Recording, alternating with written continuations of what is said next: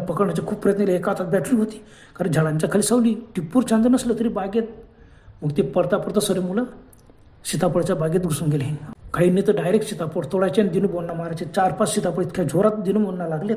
बापरे, त्यांना झांब झाली. बापरे, मुलं आहे का काय करायचं. दिनूभूषण बरोबर उभे राहिले, इकडे तिकडे पाहिलं. तेवढ्यात मुलं गायब होऊन गेले. त्यांना असं वाटलं, अरे आपल्याला भास्त झाला नाही.